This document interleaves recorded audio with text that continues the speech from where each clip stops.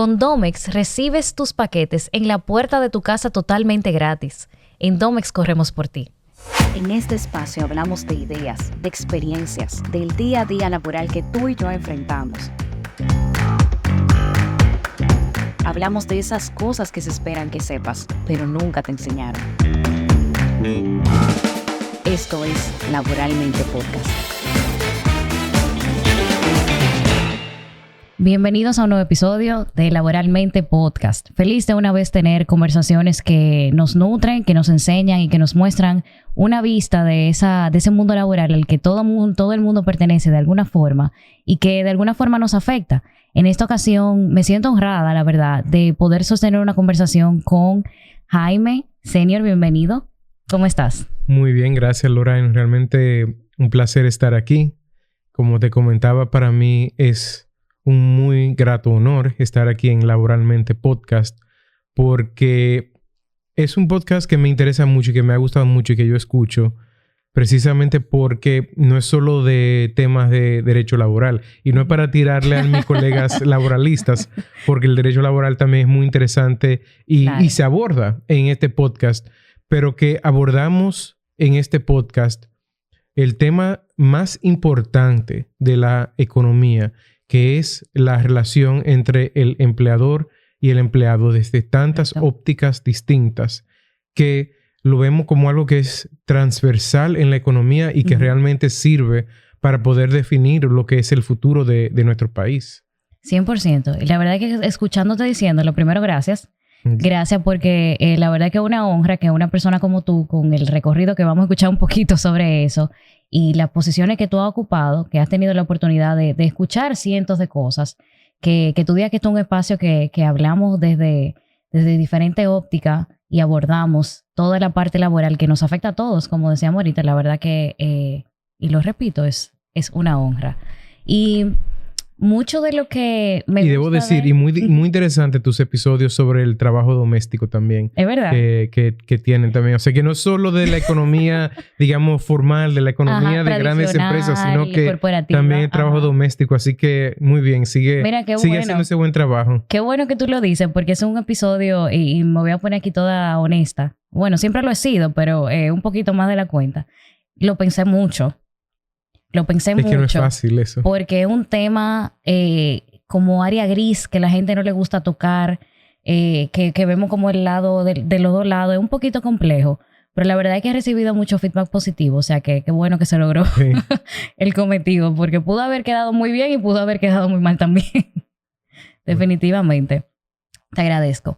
Mucho de mi interés de tenerte aquí, y creo que lo comentábamos ahorita y en conversaciones pasadas, el hecho de que tú has tenido una carrera una trayectoria interesante. Las personas que quizás te estén escuchando por primera vez, que lo dudo, pero quizás sí, puedan entender un poquito de dónde tú vienes y demás. Claro, bueno, pues como te decía, un placer realmente estar aquí. Este tema es un tema que apasiona y yo creo que lamentablemente para muchas de las personas que nos escuchan, sí, yo soy abogado. Eso yo sé que algunos lo van a usar en mi contra, pero es cierto. Yo soy nacido y criado aquí en República Dominicana. Y aunque no parezca. Aunque no parezca. De hecho, muy cerca de aquí, de donde grabamos, en Alto de Arroyondo 2, me crié. Y decidí estudiar Derecho.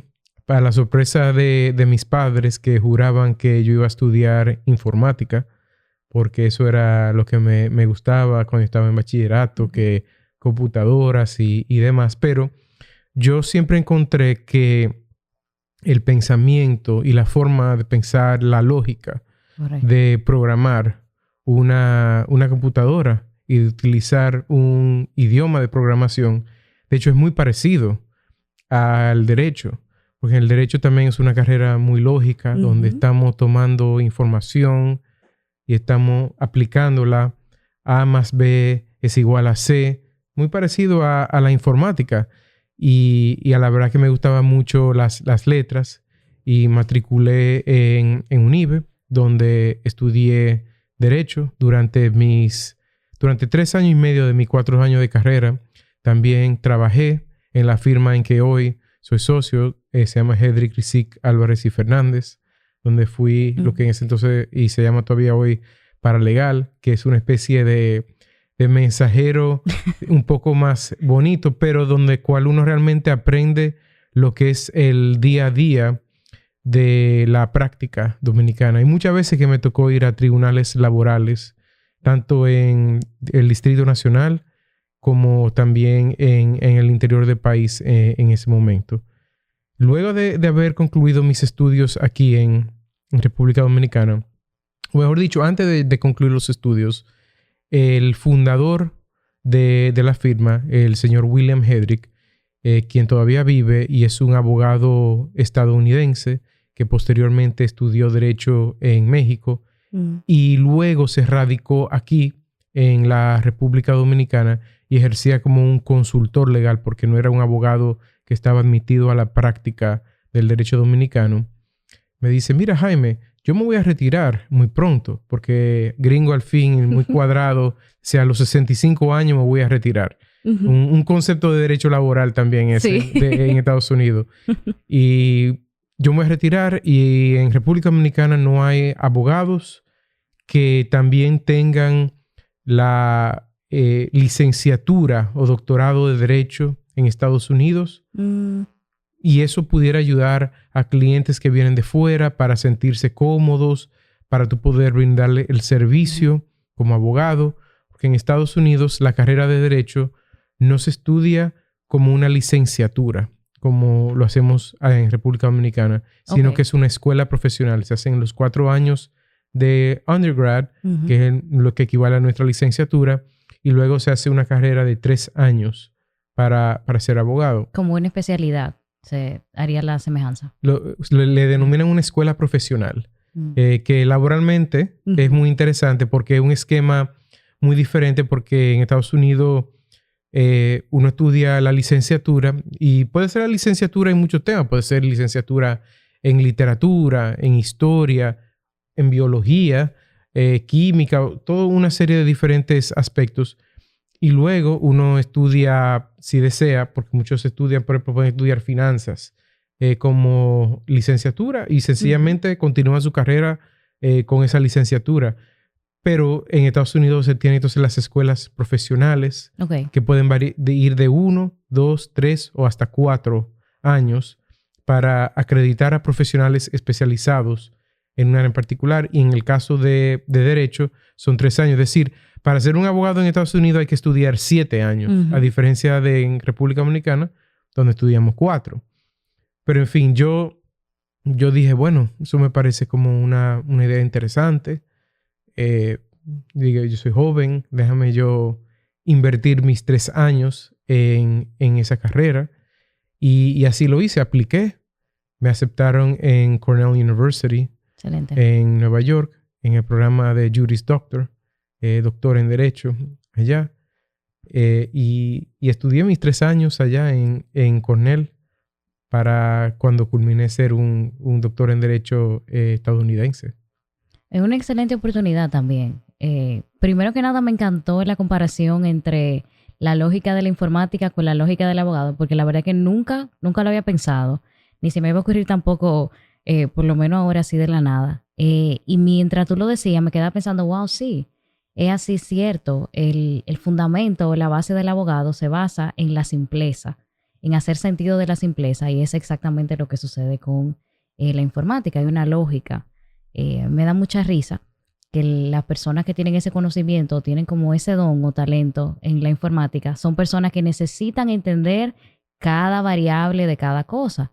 Y si tú le haces la comparación con el abogado, sucede lo mismo. O sea que me gustó mucho. Y es así, mira, y si tú eres un abogado de contratos o un abogado de litigios, al final tú estás empleando la misma lógica en la programación, en los idiomas o lenguajes de programación.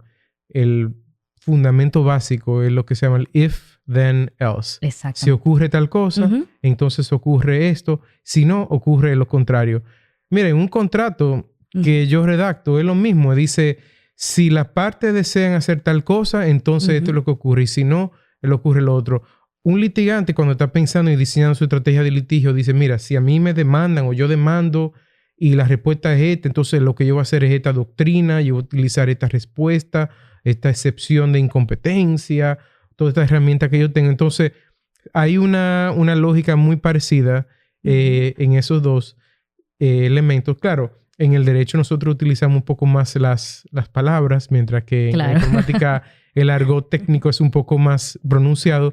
Pero definitivamente yo creo que hay un parecido muy estrecho y la necesidad de emplear esa lógica en ambas profesiones. Totalmente de acuerdo. Y mientras tú decías la parte en cómo tú llegas a Hedrick y cómo se fueron dando las cosas, me recuerda mucho la importancia de ser sabios, porque imagino que tú en el momento que tú eras paralegal o en el momento que tú fuiste creciendo dentro de la firma y se presenta una oportunidad, hay varios pensamientos que se pueden encontrar. Uno puede ser, bueno, puedo invertir mi tiempo, puedo invertir lo que aprendí en el mismo lugar que crecí. Hay otras personas que dicen, bueno, quizás este momento de salir, o quizás antes de que surgiera esa oportunidad era momento quizás de salir y uno no lo sabía. Hay muchas cosas que se dan y por eso a mí siempre me gusta decir que hay que ser muy sabio en cuando se toman decisiones dentro de las empresas donde nos desarrollamos como profesional. Y pienso que quizás en tu caso la paciencia y la espera te dio como fruto oportunidades que ahora tú gozas de ese fruto. Mira, yo creo en mi país y a mí me gusta la República Dominicana. Yo creo que es un país que tiene mucho futuro. No quiere decir que nosotros no tengamos unos desafíos muy serios, muy difíciles de superar, que tenemos que como país examinar muchos temas que tenemos, hacer una autocrítica muy fuerte, pero yo te puedo decir, yo estudié, como te decía, 3 años en Cornell y me gradué. Yo tenía un trabajo en una de las firmas más grandes de los Estados Unidos, del mundo. Se llama Sidley Austin en Nueva York. Y yo trabajé en Sidley Austin casi 7 años. Y yo decidí regresar a la República Dominicana en el año 2013. Decidí regresar a mi país, cogí para acá. Dije, mira, ya yo estaba a punto de cumplir 30 años de edad. Dije, yo siento que ahora es el momento de reenfocar mi carrera y volver a mi país, porque es un país con tremendas oportunidades y un país que necesita personas que estén dispuestas a dar su tiempo y su dedicación para ayudarlo a llevar a un mejor norte. Y ojo, eso no quiere decir que para mí la inmigración es normal con un país como el nuestro. Mi papá emigró en el año 1990, todavía vive en los Estados Unidos. Yo tengo 4 hermanas y todas viven en Estados Unidos. Wow. En República Dominicana solo vivimos mi hermano Francisco y yo, el más grande yo, y mi hermano Francisco el más chiquito, y todas las 4 hermanas que están en el medio, todas viven en diferentes puntos de los Estados Unidos, en Orlando, en New Jersey, en Chicago y en Indianápolis. Imagínate. Entonces, yo creo que la emigración es normal en nuestro país, pero yo creo que también nosotros tenemos que decir, aquí hay futuro, aquí hay posibilidad. Y eso fue lo que yo pensé. Yo miré el panorama dominicano en ese momento y yo dije, realmente la vida y la posibilidad de aportar a mi país que yo tengo en ese momento iba a ser único y yo quería volver. Y de hecho, yo conozco muchos y muchas personas que han estudiado y trabajado en Estados Unidos, en Europa, y han tomado la decisión de regresar precisamente porque ven que en nuestro país sí hay oportunidades que nosotros tenemos que seguir creando, tenemos que seguir creciendo. Y también ahorita quizá en el podcast podremos hablar de cómo también el derecho laboral y el mercado laboral pueden incidir en crear esas oportunidades. Totalmente.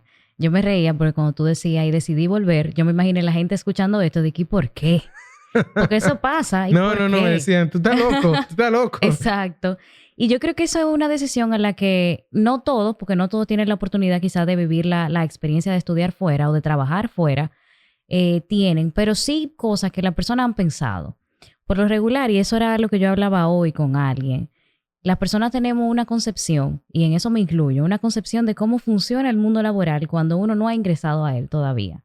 Cuando uno está en la universidad, cuando está todavía un poco pinino, por así decirlo, uno tiene un concepto de cómo deben de funcionar las cosas. Y cuando uno realmente entra y conoce cómo se mueven las cosas en distintas formas y en distintos lugares e industrias, fue un poco un choque de la realidad. Madeline Martínez en un episodio decía que es como que te sacan de una burbuja.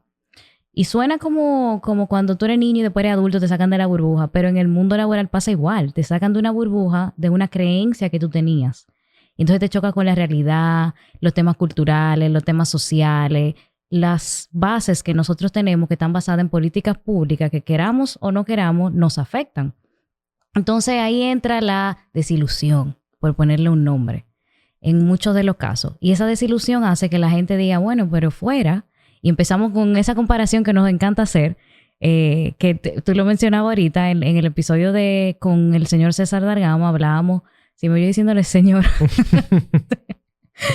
pero hablábamos sobre eso, de que uno rompe esa burbuja, ¿verdad? Y entonces empezamos con la comparación con países que nos llevan millas, que nos llevan años luz, como por ejemplo Estados Unidos. Y decimos, ok, pero en Estados Unidos las condiciones son estas y aquí yo tengo esta. Pero ¿qué se necesita en República Dominicana para que las condiciones sean un poco más parecidas aquí? No 100% igual, pero parecidas. Ahí hace falta como esa gota de esperanza que a la gente no le gusta mucho tener, porque la esperanza es que va a ser ese puente entre una y otra, definitivamente. Y creo que fue un poco de esa esperanza que hizo que tú quisieras volver. Sí, y el episodio con César, que fue muy interesante, y no voy a hacer un foda aquí, como él hizo, muy, muy típico de César, ser foda, pero fue muy interesante porque él tiene muy claro también desde su perspectiva y desde la posición que él ocupa, lo que son algunos de los desafíos laborales. Y luego también tú tienes a personas como mencionabas, como Mabelisa Tempesti, que también estuvo aquí, que quizás está más en el día a día en una empresa y puede observar lo que son los temas laborales. Yo creo que estando aquí en República Dominicana, nos involucramos en diferentes asociaciones, gremios empresariales y demás, donde nos daba una visión más holística de lo que es el mercado laboral, cuáles son las exigencias de las grandes empresas, cuáles son las necesidades de los emprendedores, cuáles son los desafíos que tienen las medianas empresas y por qué algunos se formalizan y otros no. Porque una buena parte importante de las personas que no se formalizan no lo hacen por temas laborales precisamente y por la carga laboral. ¿Por qué? ¿Y qué tiene eso que ver? Y esos son precisamente los desafíos y los elementos que tenemos que atacar nosotros que nos importa en nuestro país para llevarlo a una economía más grande, más desarrollada, que tenga más protecciones para los trabajadores. Porque hay una concepción a veces de que, bueno, si yo soy un abogado, que si yo uso un saco y corbata y demás, yo nada más quiero o estoy interesado en la protección del empleador. Y eso no es cierto. Yo creo que cualquier persona responsable y que entienda su rol en nuestro país tiene que entender que el país está compuesto por distintos actores y nosotros tenemos una necesidad de ofrecerle tanto al empleador las condiciones para crear trabajos, pero también al empleado o al que aspira a ser empleado, las condiciones de dignidad y de crecimiento dentro de la empresa o dentro del mercado laboral en sentido general. Y tenemos que lidiar con esa tensión sin mencionar al tercer actor en el mercado laboral, que es el Estado. Y no solo el Estado como empleador, sino más bien el Estado como regulador de todo ese mercado laboral. Tú sabes que me quedaba así pensando. Estoy completamente de acuerdo contigo. Y mencionaba el tema de la esperanza, porque la esperanza existe cuando lo entendemos. Pero no podemos querer, y aquí ya vamos directo a lo que vamos, no podemos querer mejorar algo que no entendemos. Porque muchas veces tenemos una concepción de lo que percibimos. La ilusión que decíamos ahorita. Tengo una concepción, un contexto de cómo deberían de funcionar las cosas. ¿Basada en qué? Una comparación. Entonces, la realidad que nosotros vivimos a nivel laboral no depende de esa comparación ni de la concepción que nosotros nos imaginamos de cómo debería de ser. Son políticas públicas que se crearon en un momento, son costumbres, son cultura y son sociedad. Y ahí entra la mezcla entre tantas cosas. Y por eso hago la mención en cultura, sociedad, política pública, porque a pesar de que existan políticas públicas, para algunas cosas y para otras no, también hay un tema de cultura que es enseñanza aprendida y es un ciclo que se repite y se repite. Es muy mencionado. Y ahorita hablamos el tema de emigrar o no emigrar. Y te mencionaba antes que a mí me llamó mucho la atención algo que ustedes hicieron desde ANGE, porque creo que no lo mencionaste, pero yo sí lo voy a mencionar. Tú fuiste presidente de ANGE durante algunos años y durante tu tiempo en ANGE se hicieron algunos estudios. Uno de ellos, el que voy a mencionar, que es que se decía que los jóvenes optaban por emigrar por falta de oportunidades. Y a mí me marcó mucho ese titular. La verdad es que me marcó mucho, tanto que lo recuerdo tal cual, y estamos hablando de un estudio que se hizo el año pasado. Así es. Porque es una realidad, eso es lo primero, eso es una realidad. Y lo segundo es que si se hace un sondeo, que lo hemos hecho laboralmente, las personas tienen una percepción muy negativa del mercado laboral en República Dominicana. Pero yo recuerdo que a pesar de que el titular era algo alarmante, había un contexto en el desarrollo de ese estudio un tanto positivo. Y me gustaría escuchar un poquito de tu opinión sobre eso. Claro. Bueno, y para quienes no lo conocen, la Asociación Nacional de Jóvenes Empresarios es una asociación gremial multisectorial y transversal, lo que quiere decir que vemos todos los sectores de la economía, pero estamos enfocados en los jóvenes empresarios. Es decir, para pertenecer a ANGE, para ingresar a ANGE, tienen que tener menos de 40 años. Y yo, cuando regresé al país en el año 2013, prácticamente una de las primeras membresías a la que opté fue precisamente por la membresía a la sociedad en ANGE, que me lo encontré que fue un gremio, un espacio sumamente valioso.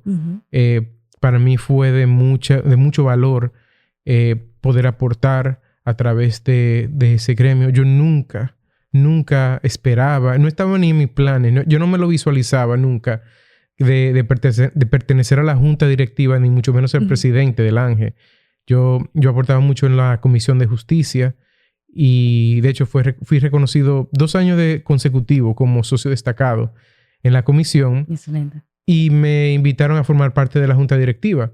Y lo interesante de eso fue precisamente hacer carrera dentro de la junta directiva, aprender sobre lo que son los gremios empresariales, qué hacen, cómo se manejan. Realmente fue una educación y culminó la graduación, la tesis de esa educación fue precisamente el gran honor de ser el presidente de esa asociación. Como tú dices, durante mi gestión, que hicimos muchos diferentes actividades, estudios, fuimos muy activos, yo creo. Sí, sí. Pero hicimos ese estudio que estaba enfocado en el votante joven dominicano y su impacto en la consolidación de la democracia dominicana. Es decir, que se hizo en el año 2023 precisamente para que no llegara al periodo, al mero, vamos a decirlo así, del periodo electoral. Excelente. Sino porque se pudiera ver como si fuera algo partidario, porque si hablamos de que los jóvenes le preocupa la seguridad ciudadana, eso es culpa de un partido. O si le preocupa lo otro, no, es el otro partido. Y esa no era la idea. La idea era realmente tener un sondeo y un análisis crítico, un análisis real de las preocupaciones de los jóvenes. No, ojo, no de los jóvenes empresarios, de los jóvenes, porque fue un estudio realizado con una firma de economía muy, muy prestigiosa y fue realizado un trabajo de campo y se hizo en el Distrito Nacional, Santo Domingo y Santiago por un tema de costo, ¿verdad? No al país entero, pero fue un muestreo de 1,600 personas, sí. De 1,600 jóvenes. Entonces, fue realmente representativa la muestra Y la idea era de captar de todos los niveles socioeconómicos y geográficos. Uno de los elementos o de los hallazgos más llamativos fue precisamente el que tú habías resaltado, de que el 60% aproximadamente de los jóvenes deseaba emigrar. Eso nosotros entendíamos, y eso evidentemente fue algo muy sorprendente. De hecho, yo me acuerdo cuando estábamos revisando los resultados preliminares. Yo le dije a Sol Disla, la directora ejecutiva de ANGE, yo le dije, Sol, yo creo que tú me revises ese dato porque me lo encuentro absurdamente alto. Y ese dato fue chequeado y rechequeado y validado, y realmente esa era la verdad, ese era el caso. Y yo creo que es un llamado de alerta a nosotros de que tenemos que crear las condiciones para que los jóvenes sientan que tienen futuro en la República Dominicana. Y no solamente los jóvenes que tengan la dicha, como yo la tuve, de tener padres que pudieron darme la oportunidad de una buena educación.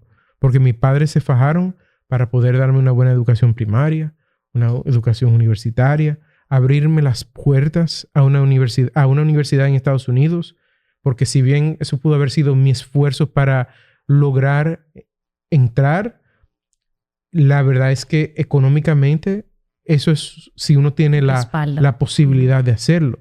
Entonces yo me siento muy afortunado de haber tenido esa oportunidad, pero no debemos de tener las oportunidades ahí a las personas que tengan esas facilidades económicas. Tenemos que ver cómo podemos crear esas condiciones para que todos nos sintamos con esa posibilidad.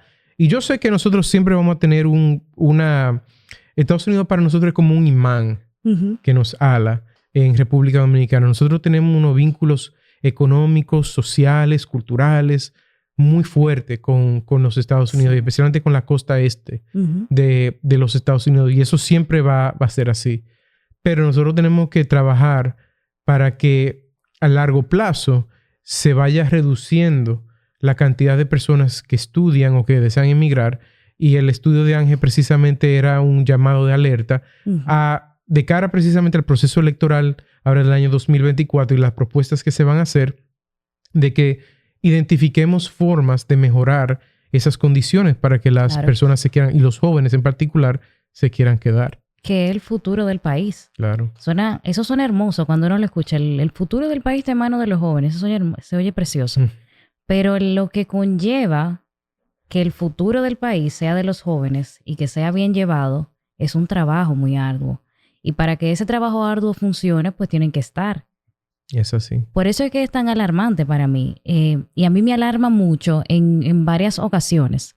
Porque en esta plataforma, y lo hemos conversado, nosotros recibimos todo tipo de comentarios.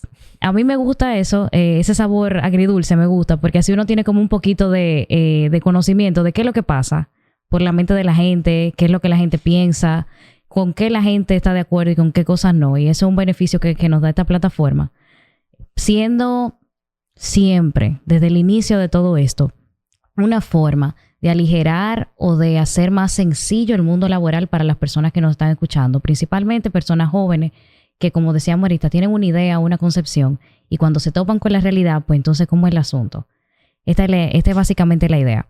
Y dentro de esos comentarios que recibimos y las opiniones que la gente tiene de muchas cosas, muy generales y muy negativas, y esto no funciona y es así, uno recibe muchos de esos comentarios negativos que se ven evidenciados en ese estudio que ustedes hicieron. Lo que pasa es que sigue siendo alarmante, aún uno sea como yo, que entra a los comentarios del Listín Diario cuando ponen un post de algo laboral, porque la verdad es que eso es deprimente. Es deprimente porque es una concepción que tiene la gente aprendida en muchos de los casos, pero que es la tarea que nosotros tenemos de derrumbar. Y con nosotros me refiero a nosotros mismos los jóvenes, porque hay una realidad, y era lo que yo decía cuando inicié laboralmente. Puede ser que yo, Lorraine, en la posición que tenía en un momento, recibía muchas vacantes. Yo recibía vacantes, eso era impresionante. A mí me llamaban, Lorraine, si tú conoces a alguien, Lorraine, por favor, comparte esto. Pero dentro de un mismo círculo yo escuchaba personas que decían, no hay trabajo. Aquí no hay trabajo. Y yo decía, pero ¿cómo aquí no hay trabajo? O sea, a mí me escriben todos los días que si tengo una persona, que si yo conozco a alguien, que si tengo amigos de la universidad. La gente sabe, y te lo comento, que laboralmente inició porque me llamaban tanto por vacantes que yo decía que se me acabaron los amigos. No tengo a quién compartírselo. Entonces, es un tema de que la persona que me está escuchando en otra posición dirá, ok, esa es tu posición. Pero yo mando currículum todos los días a las 8 de la mañana y a mí no me llama nadie. Eso es una realidad también que yo no puedo ignorar porque pasa. Pero, y ahí entra la educación.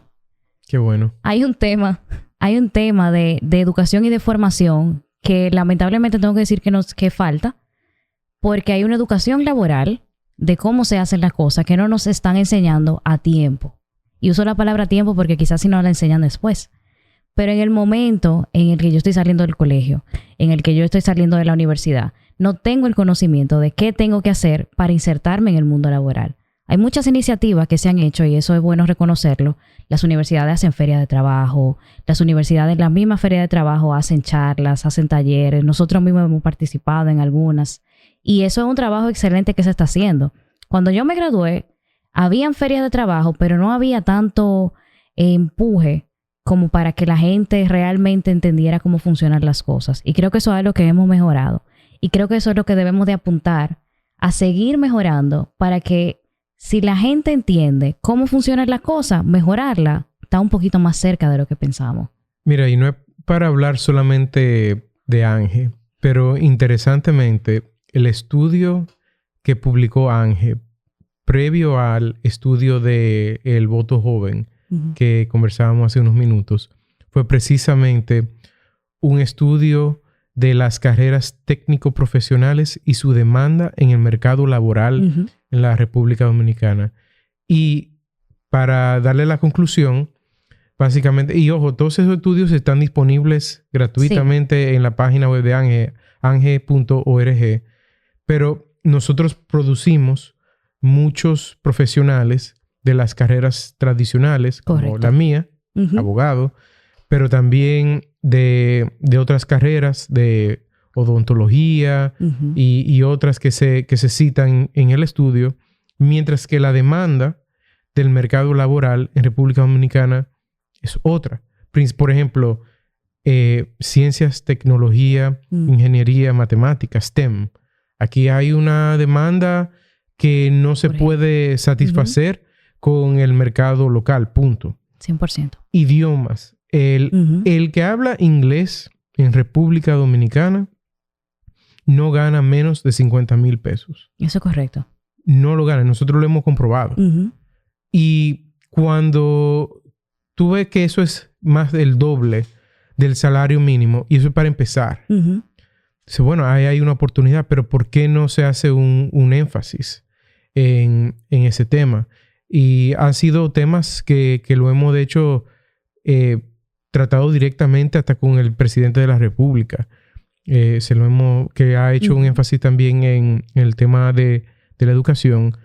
Y yo creo que es muy importante que nosotros hagamos una intervención en los colegios para guiar a quienes los bachilleres que se están graduando a las carreras universitarias que tienen mayor crecimiento y mayor potencial laboral en la República Dominicana. Y nosotros lo hemos hecho. Yo tuve varias reuniones y hay un programa con el ministro de Industria y Comercio y del MIC. Tienen ese programa. Hay pasantías que se llama una, por ejemplo, de par en par que se han hecho y que nosotros hemos acogido tanto en ANGE como en mi empresa y en otras empresas que la han acogido. Y esos son pequeños ejemplos, pero ojalá que sean ejemplos que podamos ir replicando porque nosotros tenemos la capacidad. O sea, la capacidad de República Dominicana está ahí. El tema es que como no tenemos una buena orientación para los bachilleres, decir, mira, no estudie Derecho, al menos que tú realmente tengas una vocación muy fuerte en esa rama, no estudie Derecho. no estudie administración de empresa. Estudia otras carreras, estudia ingeniería o estudia tecnología. O sea, hay mucha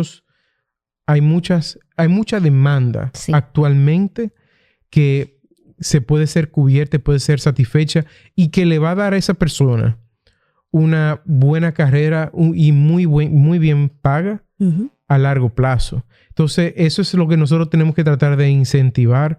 Pero no es fácil porque no es como que uno puede obligar a alguien y decirle, bueno, Lorraine, yo sé que tú quieres ser una cosa, pero realmente entendemos que el otro. Mira, en algunos países, por ejemplo en Alemania, para citarte un ejemplo, y países europeos, ellos tienen un cierto número de plazas en las universidades. Es decir, mira, vamos a hacer 50 ingenieros, 50 abogados, 25 contables y así sucesivamente. Y hay que tomar exámenes de vocación y de capacidad para poder ingresar en esas universidades para esas carreras. Y tienen también carreras técnicas, que es algo que también nosotros debemos hacer aquí en República Dominicana, que se ha venido reforzando, que es la carrera técnica, que no hay que tener una licenciatura para ser una persona exitosa. A mí, el que me repara el aire acondicionado en mi casa, me cobra 6,000 pesos por hacer un mantenimiento rutinario.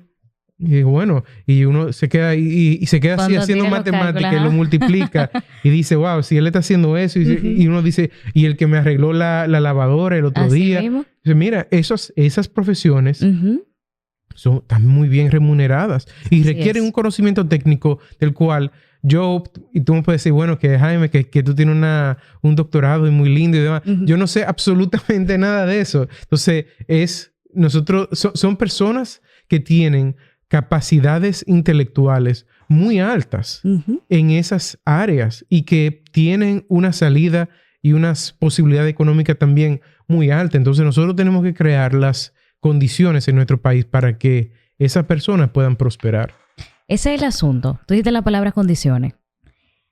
Hay un tema de falta de regulaciones que hace que sea más difícil que la gente piense en tecnificarse como una opción. Y entonces ahí entra la política pública.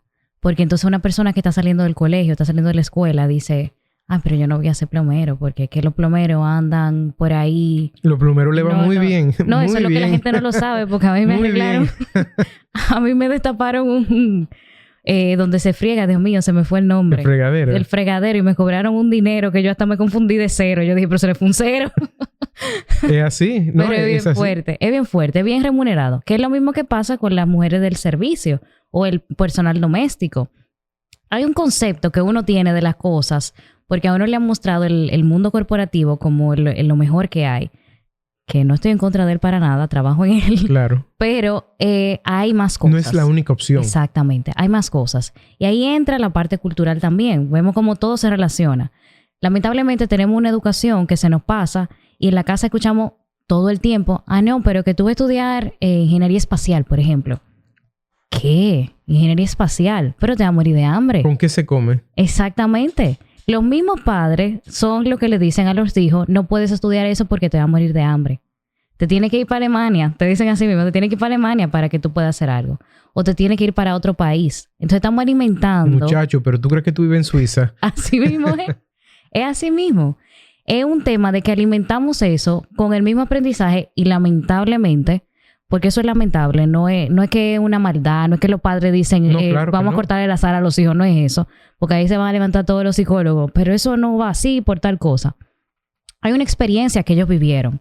Hay muchos padres de cierta edad que no tuvieron las oportunidades que hoy sus hijos tuvieron o tienen. Entonces hay un choque también ahí fuerte. O sea, que ahí no vamos a entrar en ese si está bien, si está mal, porque la verdad es que hay mucha variable. Pero cuando entendemos desde la perspectiva de inspiración, para ponerlo bonito, que es posible hacer otras cosas que no ese contador, abogado, administrador de empresa, pues la vemos la cosa diferente. Lo que pasa es que como estamos tan acostumbrados a ver carreras tradicionales triunfar, entendemos que es la única forma. Y quizás no hace falta ejemplos de ese tipo de cosas.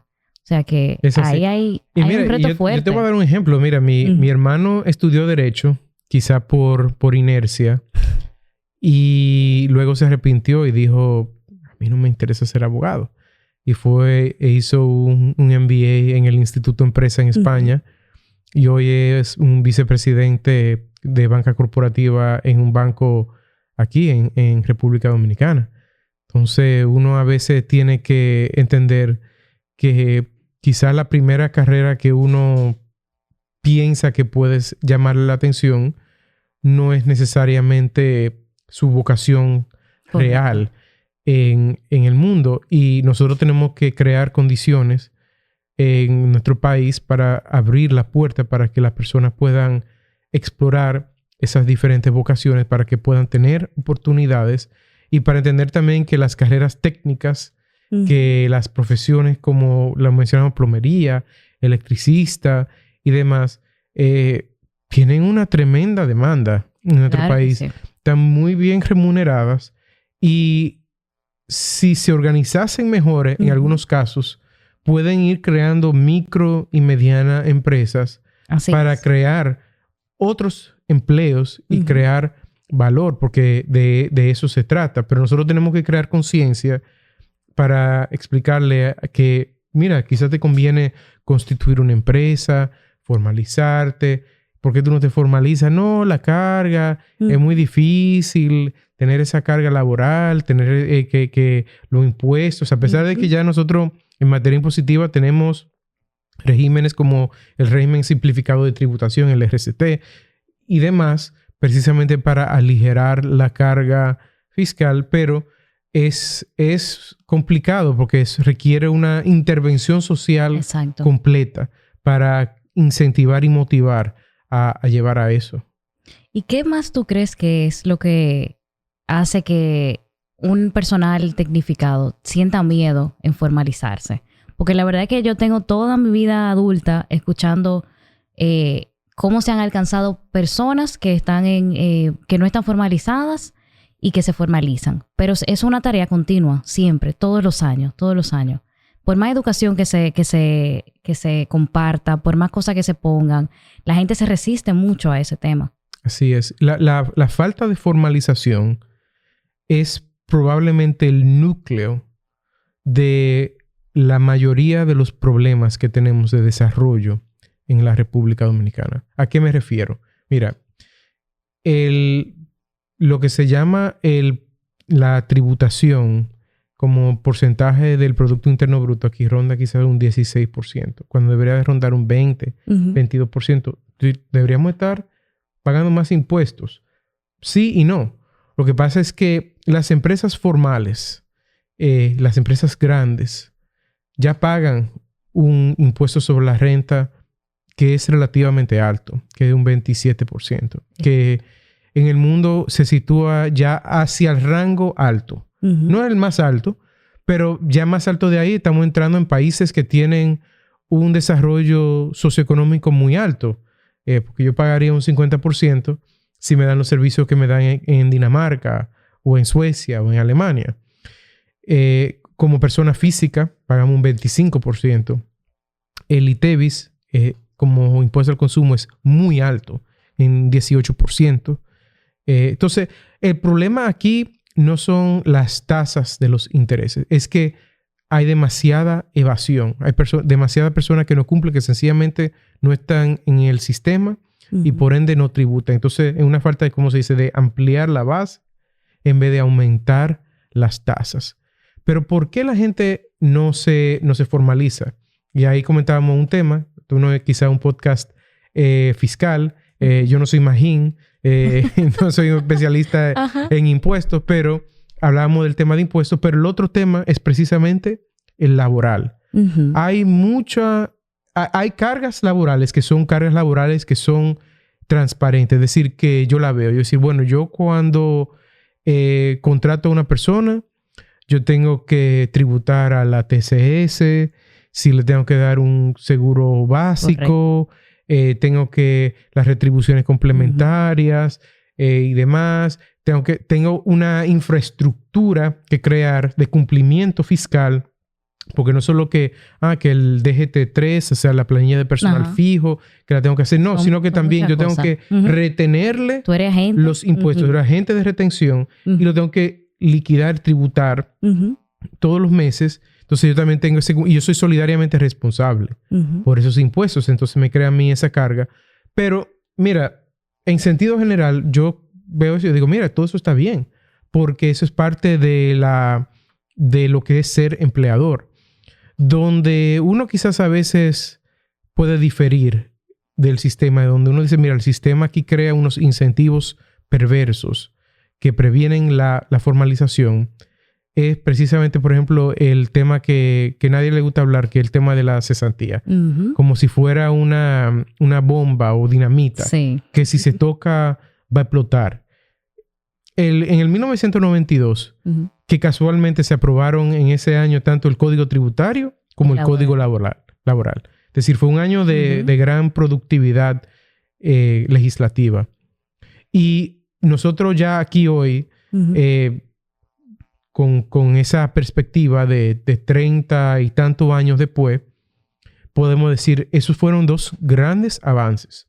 Porque los códigos que teníamos previo a esos dos códigos eran completamente insuficientes, inadecuados para nuestro país. Era sencillamente... Eso fue un salto cuántico en ambas materias en ese momento, en ese entonces. Pero yo me sitúo en el año 1992, para quizás los que somos más viejos aquí, que no acordamos. En el año 1992 abrió la primera franquicia en República Dominicana, que fue Wendy's en el aeropuerto. Y uno a veces se iba un domingo para una salida familiar a las 5 de la tarde para llegar allá a las 6 de la tarde para ir al aeropuerto a comer Wendy's. Porque ese era el país que teníamos. No habían elevados ni túneles. Los tapones eran casi inexistentes. De hecho, esos túneles, ese elevado eran rotondas en ese entonces, en la Churchill con 27 y la Lincoln con 27. Era otro país. Y en ese contexto fue que fueron creados nuestros sistemas tributario, fiscal y laboral. Y yo me pregunto si realmente ese país que yo me recuerdo de mi infancia, en el cual fueron creados esos códigos, responde a las necesidades del día de hoy en materia fiscal y en materia laboral. Yo diría que en materia laboral también estamos completamente desfasados. Porque por lo menos en materia fiscal se han ido haciendo algunos parches. Por bien o por mal se ha ido haciendo parches. Yo creo que está completamente desfasado ese sistema, pero por lo menos se han hecho parches. Mencionamos el régimen simplificado de tributación y se han hecho algunas reformas. Pero en materia laboral, la creación y la evolución laboral prácticamente ha sido a través de los tribunales. No ha habido una evolución legislativa laboral. El proyecto, por ejemplo, de teletrabajo ha estado estancado en el Congreso desde la pandemia. Correcto. El proyecto de primer empleo también tiene 3, 4, 5 años, ya yo ni sé cuánto tiempo estancado en el Congreso Nacional. Entonces, en materia laboral, nosotros solamente tenemos una evolución jurisprudencial que ha tratado de, dentro de lo que pueda hacer, porque los jueces no pueden legislar. Los jueces no pueden ir más allá de lo que le permite la ley, sino que ellos han tratado de, en la medida de lo posible, interpretar un código, un texto ya de esa época para adaptarlo a lo que es la jornada laboral y las exigencias laborales del día de hoy. Y también nos hemos manejado, debo decir, con resoluciones del Ministerio de Trabajo que nos han ayudado a, por lo menos, tratar de cerrar ciertas brechas legales que han surgido, especialmente en temas sectoriales, donde vemos, por ejemplo, el crecimiento vertiginoso que ha sido esencial para la República Dominicana del sector turismo. Si no fuesen por las resoluciones sectoriales del Ministerio de Trabajo en esa materia, yo no sé si nosotros pudiéramos tener el sector turismo que tenemos hoy. Pero eso no está bien. Deberíamos de contar con una ley que abarque todo eso. Y yo repito y reitero y retorno a lo que era el primer tema que comentaba, que en el 1992, cuando se concibió lo que fue el auxilio de cesantía, hubo un error ahí de origen en esa creación, que fue no ponerle un tope a la cesantía. Entonces, el trabajador, el empleado hoy día, lo ve como si fuese una especie de ahorro. Y el auxilio de cesantía no es un ahorro. Nosotros, de hecho, en el tiempo hemos venido evolucionando y con la ley 87-01 sobre seguridad social creamos un sistema que todavía, relativamente ese sistema de seguridad social está en su infancia.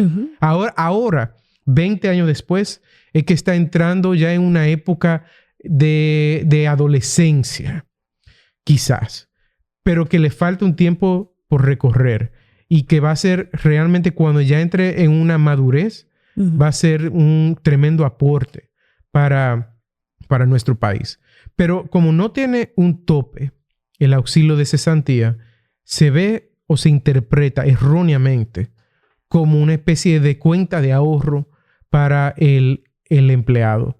Y eso reduce la movilidad del empleado, porque el empleado puede estar insatisfecho, puede sentir que no está siendo aprovechado su trabajo en el empleo en que está, y siente que si yo renuncio, como no recibo por ley el auxilio de cesantía, yo estoy abandonando estoy perdiendo mi dinero. Ese dinero, porque tengo que empezar ahora desde cero en el nuevo empleador. Igualmente, las empresas ven ese pasivo que existe y es un elemento que tienen que tomar en cuenta. Es un costo sombra que está ahí. Correcto. Yo creo que es un mito los que dicen, no, las empresas no salen de los trabajadores por ese costo. Eso no es verdad, porque si una empresa realmente entiende que una persona no es eficiente y no da abasto, no va... las empresas del día de hoy, con la competitividad, con la economía globalizada que tenemos, tiene que tener personal calificado y que sea eficiente. Pero sí crea un desincentivo para la empresa también. Y es un costo. Y ojo, esos costos, eventualmente, ¿a quién es que se le van a traspasar? Es al consumidor, al cliente.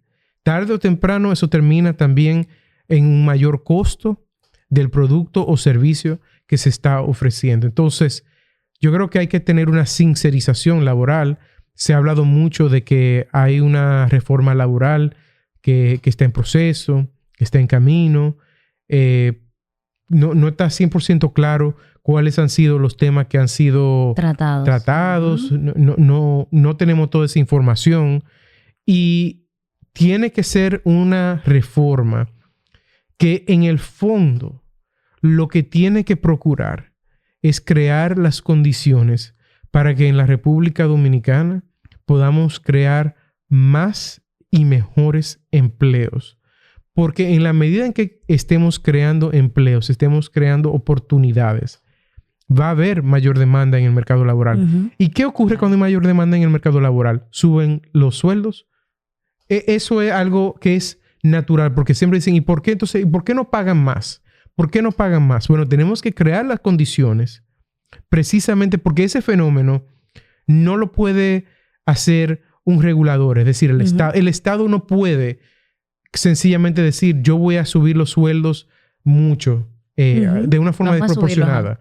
No lo puede crear. Ese es el mercado que lo tiene que crear. Y es el Estado como ente regulador que tiene que velar por los intereses de la sociedad para crear esas condiciones. Entonces, realmente ahí es donde tenemos que partir como sociedad para poder continuar evolucionando y continuar creando la riqueza que hemos venido experimentando como sociedad. Hay que decirlo, o sea, nosotros somos la séptima economía en América Latina ya. Y decir, bueno, séptimo, eso no es muy impresionante. Bueno, si consideramos que estamos hablando de países como México, Brasil, Argentina, Chile, Perú y Colombia, esos son los únicos países que están por encima de nosotros en materia económica en América Latina. Países que duplican la cantidad de personas que exactamente, nosotros. Países con 30, 40. México tiene 160 millones de habitantes. Entonces, bueno, República Dominicana al corto plazo no puede competir con un país como Colombia, que tiene 50 millones de habitantes, pero que ya nosotros hemos superado a países que por muchos años nosotros veíamos y decíamos, nosotros queremos ser como Costa Rica, como Panamá, como otros países de América del Sur que han tenido grandes riquezas. Decimos, mira, nosotros hemos logrado eso, aún con las limitaciones que tenemos. Y si nosotros, como sociedad, nos desprendemos de algunos de esos prejuicios y algunas de esas, de las esposas que nos tienen limitados, ahí es que podemos realmente crear un verdadero boom en este país que nos puede llevar a niveles estratosféricos. Yo no quiero decir 100% de acuerdo porque voy a hacer varias preguntas para empezar, pero la verdad es que me gustó mucho el enfoque que le diste, porque te voy a decir algo. Es difícil. Nosotros tenemos años, como tú bien dices, esperando una reforma, esperando condiciones diferentes, pero es difícil y te voy a decir por qué. El mundo laboral, como la tecnología, como todo en lo que hemos visto en los últimos años, ha avanzado muy rápido.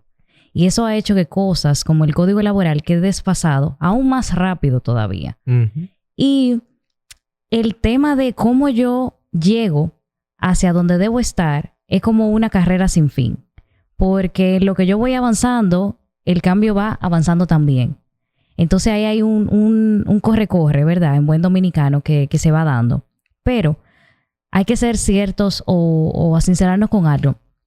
El código laboral, y siempre ha sido mi crítica, es muy ambiguo con muchas cosas. Hay muchas cosas que se quedan simplemente a lo entendido o a la costumbre, o así aprendí, así lo hacemos. Pasa mucho, lo hemos mencionado aquí. El cálculo de las vacaciones, algo sencillo que se da todos los días, porque todos los días hay empleados que tienen derecho a sus vacaciones. ¿Cómo se le paga? Todas las empresas de la República Dominicana la calculan diferente. Eso es impresionante. Hay cosas que lamentablemente no podemos corregir me levanté y lo corregimos. Ahí entra las regulaciones que se dan, la política pública. Tú mencionabas cómo el tema del teletrabajo duró años. Señores, estamos en el 2024. 2024. La pandemia fue en el 2020. Y en el 2024, hace cerca de, hace algunas semanas, fue que el Senado finalmente aprobó la resolución del teletrabajo. Y aún le estamos llamando teletrabajo. Como que estamos hablando por un teléfono. A mí siempre me ha causado mucha gracia esa forma de llamarlo. Pero la verdad es que eso es un punto importante para priorizar.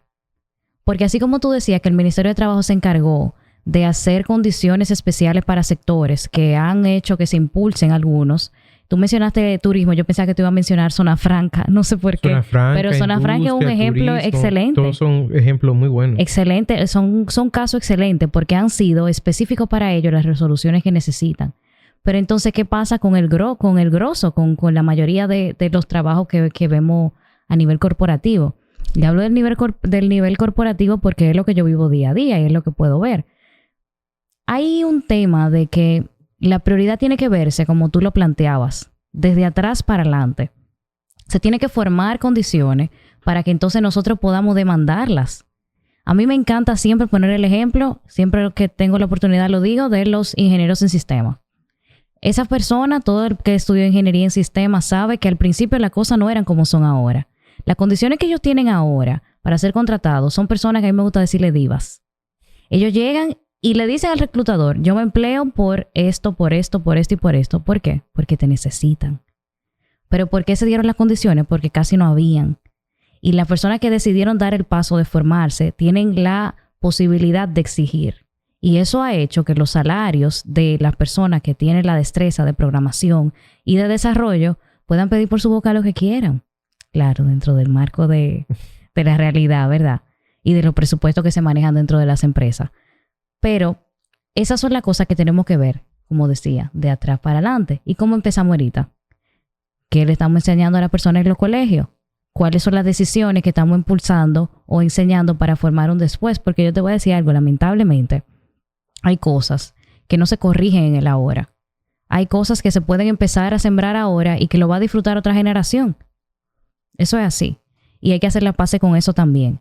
pero entender que lo que nosotros estamos sembrando ahora es para que la otra generación no viva el mismo proceso, sino que haya o exista un avance, que es lo que provocó, como tú mencionabas, el avance que tuvimos del Código Laboral y el Código Tributario. Durante muchos años nosotros vivimos los beneficios de eso y todavía lo seguimos viendo. Lo que pasa es que las actualizaciones no paran.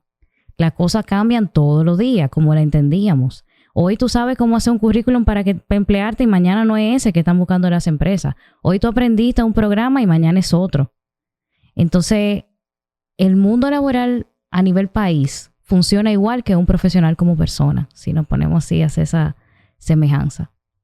Es una relación agridulce, se dan muchos entes diferentes, como decíamos ahorita, no es solamente la necesidad o no es solamente el deseo o la esperanza positiva que uno pueda tener, sino que primero entiendo, aporto y también hay una parte pública que tiene que entrar al socorro, por así decirlo.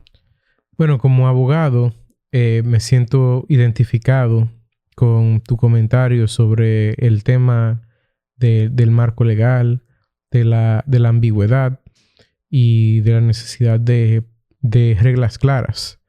El empresariado siempre quiere tener reglas claras. Uh-huh. Las reglas ambiguas no le benefician al empresariado, y especialmente en materia laboral, uh-huh, donde el Código de Trabajo establece el principio de indubio pro operario, así mismo en latino, pero básicamente dice, en caso de una duda, en caso de una ambigüedad, la interpretación corre a favor del, uh-huh, trabajador, del empleado.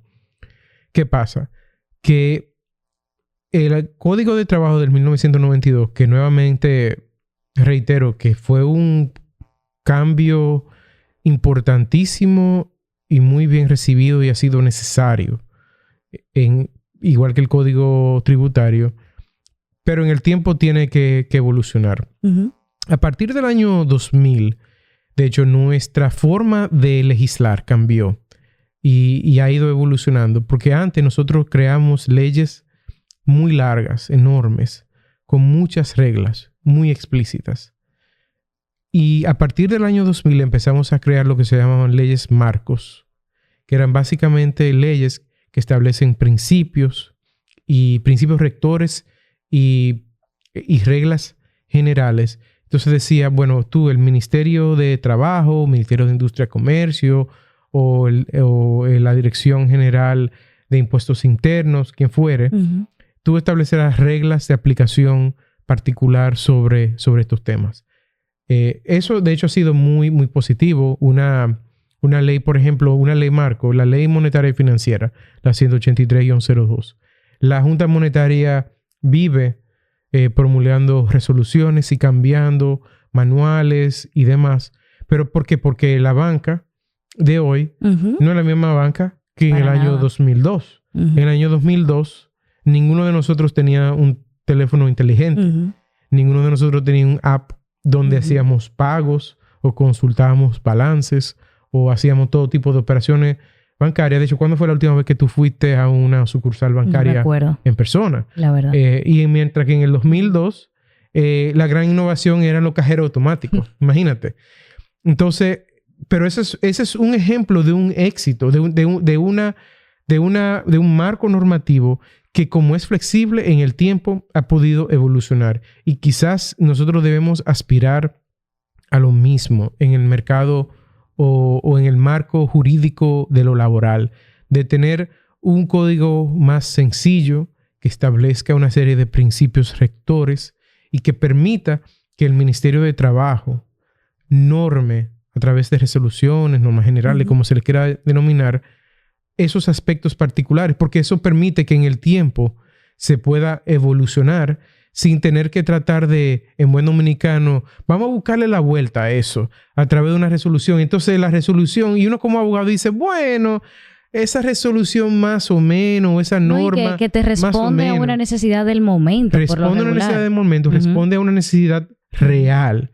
No es que se está haciendo para beneficiar a un sector en particular, uh-huh, sino que se está buscando, en casi todos los casos, es buscando resolver un problema y una problemática real, uh-huh, que afecta a los dominicanos realmente. porque afecta a empleos, afecta acceso a trabajo, afecta a productos y servicios que nosotros necesitamos para el diario vivir. Así es. Pero que entonces entramos en una serie de, bueno, más o menos, vamos a ver si lo podemos encajar ahí. Y no debería de ser de esa forma. Debería de existir un marco general que permita que se pueda normar de tiempo en tiempo según las necesidades. Y algunos dirán, bueno, pero entonces eso quiere decir que va a estar cambiando constantemente según las circunstancias. Y hay un decir que es que la ley o el derecho debe ser estable, pero nunca puede mantenerse quieto. Es decir, siempre tiene que estar en constante evolución.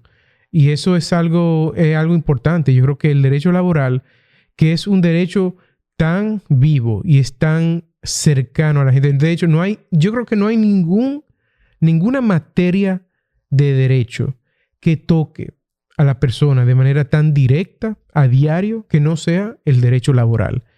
Y con una materia de esa naturaleza necesitamos tener la posibilidad de poder evolucionar según las circunstancias nos lo requieren o no lo requieren para poder asegurar que continuemos como país ofreciendo esos servicios y ese crecimiento y esas oportunidades que necesitamos. Claro que sí, claro que sí. Y yo creo que esa es la clave.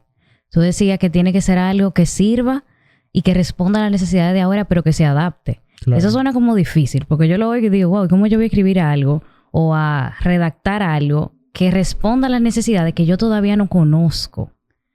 Porque la verdad es que eso suena como aterrador. Pero hay un tema que no cambia. Y la realidad es que hay una relación empleador-empleado en todo caso. Eso no cambia.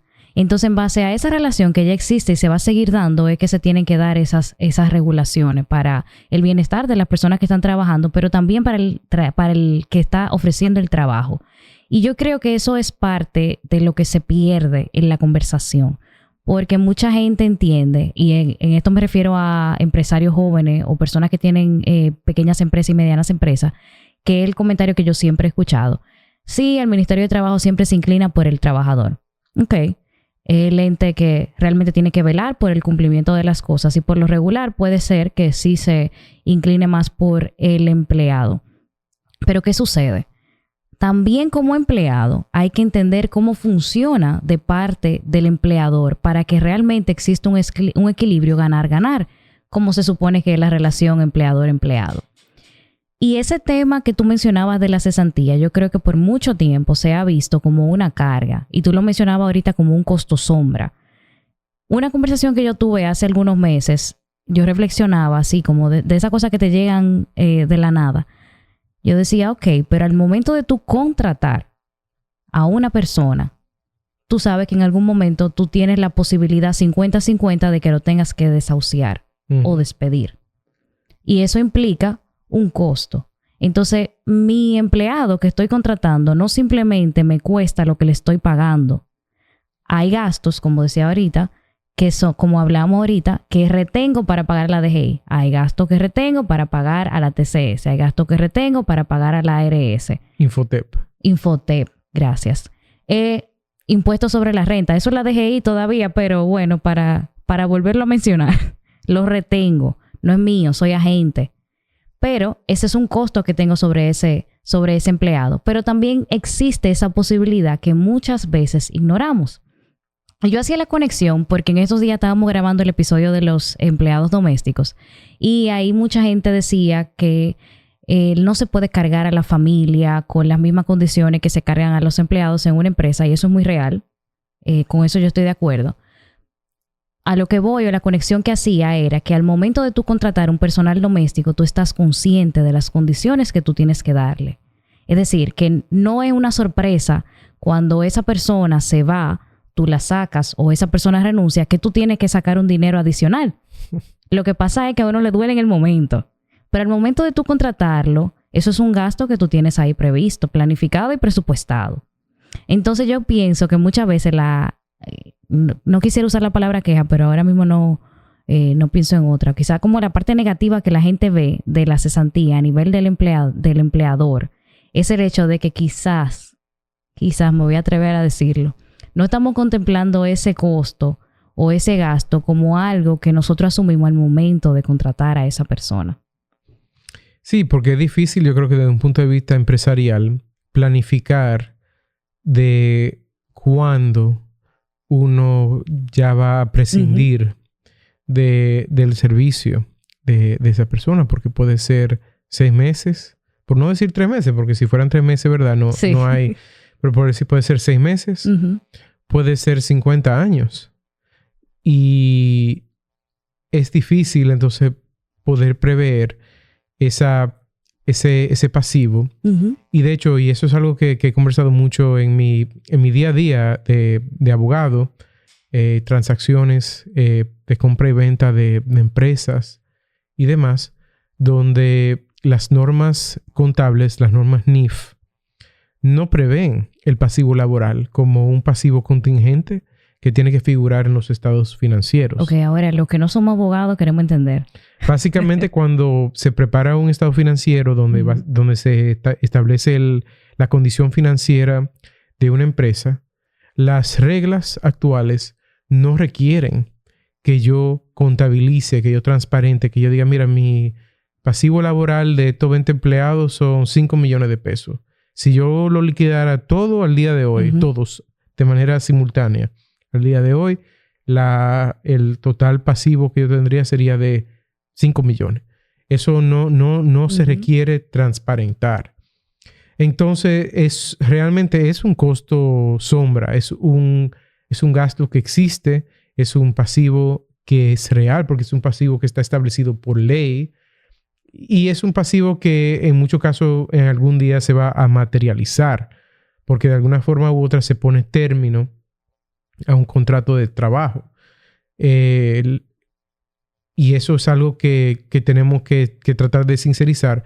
Pero el tema es que se ha convertido casi como en un ahorro, o se ve como un ahorro. Sí. Cuando no debería de ser. O sea, es auxilio por cesantía, es una ayuda por dejar de trabajar por un cierto tiempo. Entonces, si una persona se le liquida y consigue un empleo al mes siguiente, bueno, no es que debe prescindir del auxilio por cesantía, porque tampoco es que el empleador que ha prescindido de sus servicios se debe beneficiar, que el empleado logró obtener un trabajo rápidamente o no, que puede ser un trabajo con condiciones diferentes, positivas o negativas, al que tenía previamente.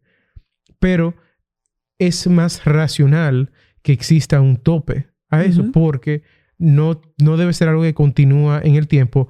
Y realmente eso de hablar de tope es quizás un ideal posible en República Dominicana, quizás. Porque en la mayoría de los otros países, hasta en Latinoamérica, no estoy hablando únicamente de Suecia y Dinamarca. En Latinoamérica existen seguro de desempleo. Qué bueno que lo mencionas. Que se cotiza de la misma forma que yo cotizo la Seguridad Social y la AFP y la ARS. Se cotiza y el seguro por discapacidad. Todo eso se cotiza. Yo lo cotizo actualmente. Y ¿por qué no un seguro por desempleo? Bueno, entonces la respuesta siempre, el gobierno nunca me va a pagar eso. Bueno, si el gobierno no lo va a pagar, diseñemos un sistema mixto público-privado. Entonces se hace eso, por ejemplo, un sistema mixto público-privado para las pensiones. Correcto. Y entonces únicamente hoy en día se critican a las AFP. No hay ningún tipo de reconocimiento de la labor que han venido realizando de incentivar la economía, de crecer los aportes económicos que han hecho los aportantes, los trabajadores y las empresas, porque los aportantes aportan un 30%, pero el otro 70% lo aporta la empresa, que es otro costo. Correcto. Pero eso está bien, porque ese sí es un ahorro, a diferencia del auxilio por cesantía. Ese sí es un ahorro que se hace de manera transparente. Y las AFP han sido muy transparentes en cómo lo administran y han sido francamente muy buenas en el rendimiento.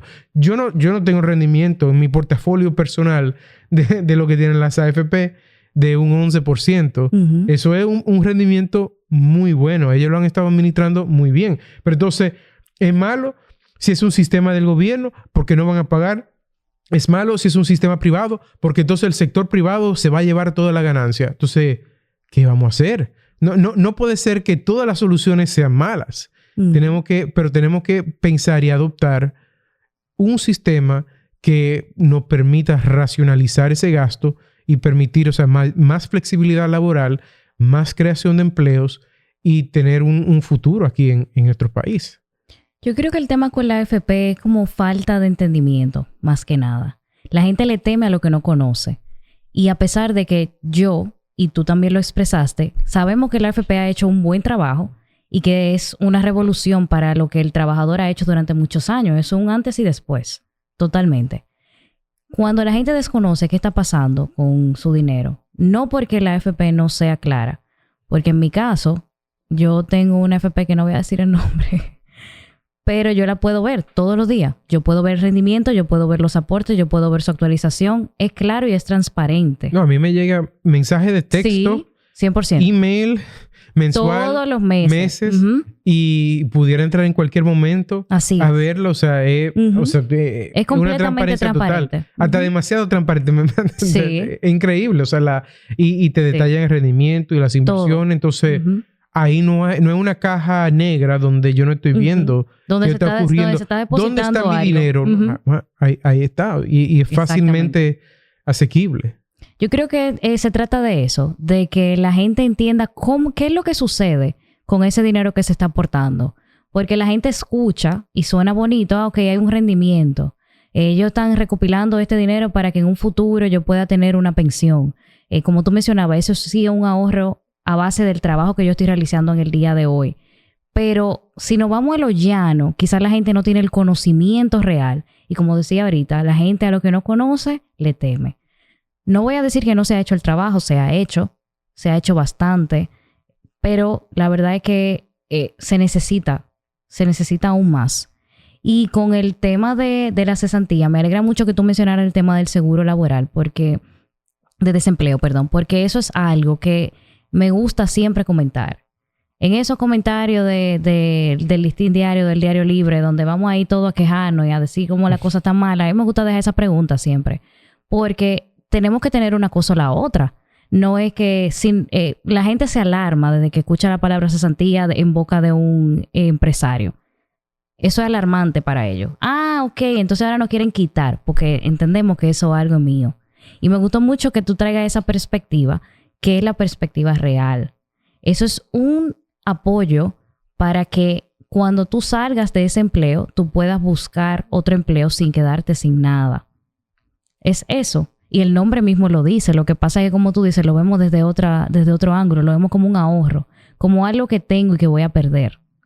Pero si lo vemos como un seguro, es algo que me está cubriendo hasta que yo vuelva a emplearme. Como tú decías, para bien o para mal, es cierto, pero es hasta eso. Hay otros países que así mismo lo hacen. Yo estaba pensando en Estados Unidos en ese momento, tanto que no me gusta comparar, pero la verdad es que yo estaba pensando en Estados Unidos hace un momentito, y así es que funciona.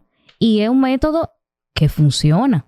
Que ellos tienen seguro de desempleo. Sí, y funciona totalmente. Entonces, es un tema de sopesar qué funcionaba, como tú decías, en el 1992 y qué funciona ahora. Es un trabajito fuerte. Nosotros estamos aquí hablando, cuestionando, pensando en ideas y todo eso, pero es un trabajo.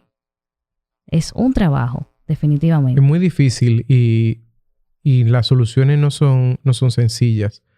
Hay muchos puntos de vista y los puntos de vista son válidos. Yo creo que hay que escuchar, hay que entender. Y como comentábamos ahorita, como el tema laboral es el que más se acerca a nosotros, también es el que levanta muchas pasiones. Así es. De las personas, porque se sienten identificados, identificadas con el tema, con lo que se está conversando y desean que esa voz se escuche. Entonces, no se trata de imponer un punto de vista, no se trata de buscar una solución que si funcionó en España o en Dinamarca o en Estados Unidos va a funcionar aquí. No, nosotros tenemos que encontrar las soluciones que se adapten a la realidad de nuestro país y a nuestras necesidades. Pero también tenemos que ser abiertos porque no es útil y no es positivo cuando en un diálogo se inicia con una posición de que aquí no se va a hablar de este tema. Uh-huh. Como ha sido el caso, por ejemplo, de la cesantía, que ha sido público, que se ha hecho públicamente, donde líderes de ciertos sectores dicen, eso no se va a hablar, eso no se puede tocar. Bueno, entonces, si yo digo, entonces, bueno, pues no vamos a hablar del salario mínimo, uh-huh, porque no me conviene. No, pero hay que hablar de eso. Sí, hay que hablar de eso, pero yo no quiero. No, nosotros no, en un diálogo uh-huh, se tiene que conversar sobre todo lo que versa o lo que afecta ese tema que está sobre la mesa. Y hay que tener una conversación honesta y ha sido quizá un tema muy controvertido, pero hasta que no se ventile de manera completa, yo creo que va a ser una discusión que no va a completamente transformar el sistema laboral y el sistema de derecho laboral uh-huh, como lo necesitamos para nuestro país. Y que va a seguir saliendo. Eso es como los problemas de la vida. Porque uno mire para otro lado no significa que el problema dejó de existir. O sea que es un tema que vamos a ir reviviendo cada vez que se dé la oportunidad de conversarlo. Así es. Y yo me alegro mucho que podamos tener este tipo de conversaciones porque la verdad es que es difícil que la gente a modo general pueda escuchar opiniones de primera mano. Y creo que mucho de lo que nosotros hacemos aquí es tratar de externar esas opiniones o esa forma de pensar o esas ideas que quizás muchas personas ni siquiera tienen la oportunidad de escuchar. Y por eso es tan sencillo generalizar ideas o aprendizajes o experiencias. O sea que, Jaime, de verdad te agradezco el tiempo que tú dedicaste a estar aquí. Y pienso que esta es una conversación que yo voy a volver a escuchar porque hay muchas cosas que tú dijiste que pienso que nos hacen pensar en qué estamos sembrando para el futuro de nuestro país o cuáles decisiones nosotros estamos tomando en base a esas cosas que van a afectar al futuro de nuestro país a nivel laboral y a nivel general, definitivamente. No, gracias, Lorraine. Realmente ha sido también un placer muy, muy interesante. El tiempo va corriendo y uno ni se da cuenta porque uno tiene tantos temas. Yo nada más te iba a hacer una observación porque uno se queda pensando y uno dice, mira, en países como Francia uh-huh, o Italia, España, países que nosotros admiramos, uh-huh, decimos, yo aspiro a que nosotros seamos así algún día. Esos países tienen estructuras de derecho laboral muy rígidas, de carga de seguridad social uh-huh, muy altas. Y son países que establecieron esas reglas rígidas ya siendo países ricos. Pero ¿qué pasa? Que esos mismos países ahora están experimentando crisis existenciales. No solo económicas, sino son existenciales. Porque están decreciendo en materia de población. Uh-huh. No están creando suficientes plazas para los jóvenes. Ya Francia tiene 2 décadas que tiene un déficit de creación de empleos para los jóvenes y que se van osificando en el tiempo porque las personas que tienen empleo uh-huh, que pasan más y más tiempo en esos empleos y se crea más rigidez. La economía no crece o decrece. Mira Japón. Uh-huh. Japón apenas el otro día fue que salió de tasa de interés negativas después de 10 años de eso. ¿Y qué tienen en común todos esos países que acabo de mencionar? Precisamente que la normativa laboral los lleva a un mercado laboral rígido, inflexible, costoso y que es muy difícil de poder adaptar. La palabra adaptar, el cambio, es muy difícil y nos llena de mucho temor, de mucho miedo. Ahora están diciendo que la inteligencia artificial se va a comer a todos uh-huh, los abogados, por ejemplo. Y nosotros tenemos que saber que tenemos que enfrentar esos cambios. Y como sociedad, como economía, Nosotros tenemos que mirar a esos países y decir, no queremos emular los sistemas que ellos tienen ahora, porque esos fueron sistemas que ellos establecieron después de que ya fueron países prósperos, países desarrollados, países ricos. Uh-huh. Y que de hecho en el tiempo le dará la razón a quienes criticaron esos sistemas en su momento, porque han sido prácticamente inmanejables e inviables a largo plazo. Es muy difícil porque tampoco no podemos dejar a los empleados, a los trabajadores desprotegidos. Claro. No se puede crear una situación donde únicamente se favorece a una de las partes uh-huh. en esa relación. El Estado tiene que tener una participación activa y que favorezca al empleador, porque entre el empleado y el empleador siempre tendrá más poder. Y el Estado ayuda a que en esa balanza Correcto. Exista equilibrio.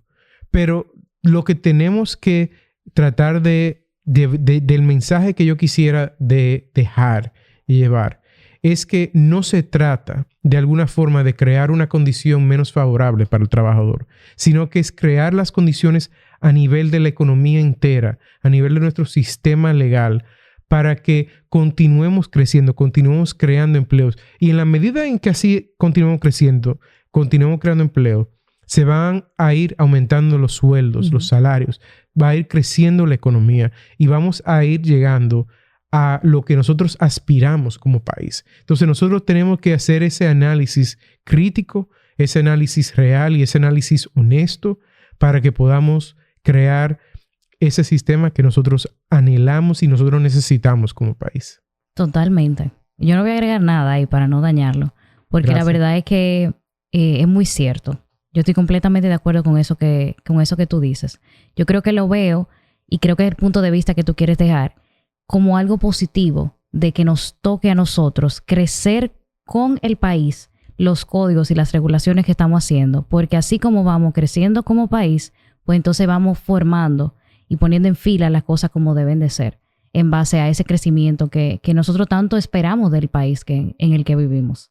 Definitivamente. Así es. Espero que no sea la primera visita ni la última. Cuando quieras, Lorraine, aquí estoy a tus órdenes. Confieso que sí. Creo que tú eres una persona muy asequible y eso la verdad es que es algo muy bueno. Y respeto mucho de tu parte porque tú tomaste de tu tiempo, que sabemos que es muy valioso. Yo pienso que todo el tiempo de las personas que se sientan aquí, que conversan y que ponen sobre la mesa sus puntos de vista es muy valioso el tiempo que invierten aquí. Y yo siempre estoy muy agradecida por eso. O sea que te agradezco bastante. Y como te mencioné, espero que no sea la última. Pues gracias y muy, muy grata la invitación y muy buena la conversación. Creo que también me dejó a mí pensando sí. y para la próxima también traeremos entonces nuevos planteamientos. Definitivamente. Y esperando quizás con algunos cambios ya realizados. Ojalá. Ojalá que sí. Gracias a todos ustedes por siempre escuchar Laboralmente. Nos vemos en la próxima.